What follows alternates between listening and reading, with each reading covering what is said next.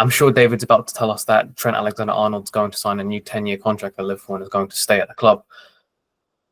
Certainly, I'd like that, but in reality, reports have emerged in recent times saying that Real Madrid are close to securing an agreement for him, and a lot's been said about this, and a lot has been said by pundits who have said that, if Liverpool fans are angry at the way Trent's left, perhaps Liverpool should have accepted Real's bid in January, because there were reports that Real Madrid made a bid for Trent in January that Liverpool turned down.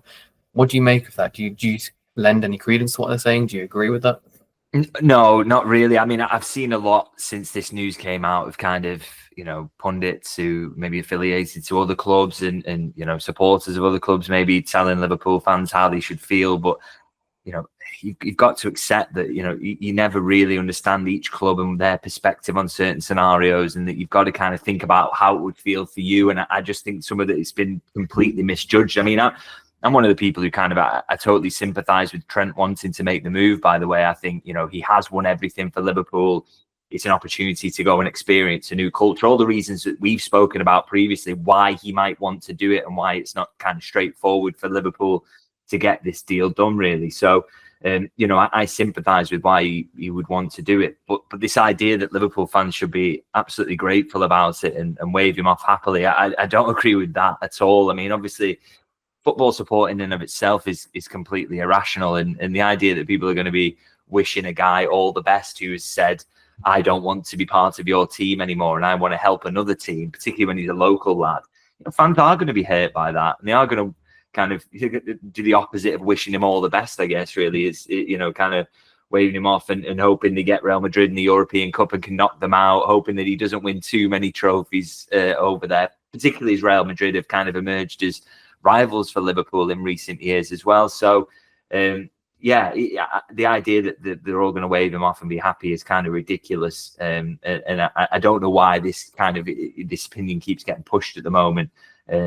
Supporters of any club can surely recognise why Liverpool supporters wouldn't be very happy about this. So, I'm not really sure why that's.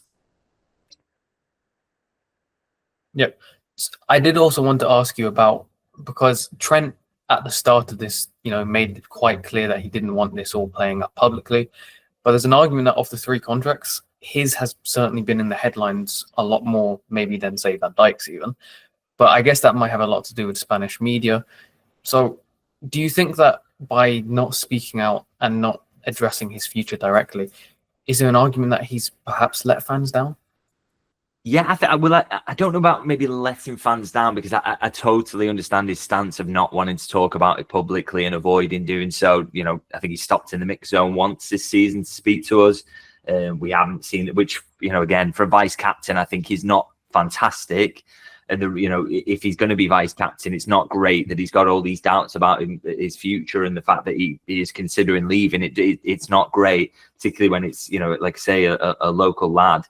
But I don't know about the phrase letting the fans down, but it has been a distraction. It has been noise. And, I think we spoke about it after the Manchester United game, that it's a good idea in theory to not throw fuel on the fire, to do this privately. And he said himself that, I want this to be done behind closed doors, as all my other contract extensions were. But I think it's a naive stance in that you aren't completely in control of the narrative then, because the Spanish media can ramp things up, they can say things, and so much speculation came out before that Manchester United game, and then he followed it up with possibly his worst performance in a Liverpool shirt. So, he doesn't have control of that narrative. So maybe he could have done with taking a bit more control of it and actually speaking about the situation and being honest. But then I guess the counterpoint to that is, if he'd come out much earlier and said that he wanted to go and he wanted to take on this new challenge, would that have been particularly well accepted, and would his performances have been affected even more if there was this, knowledge that he wanted to leave the club? Would fans have turned on him easier in difficult moments of games? Maybe.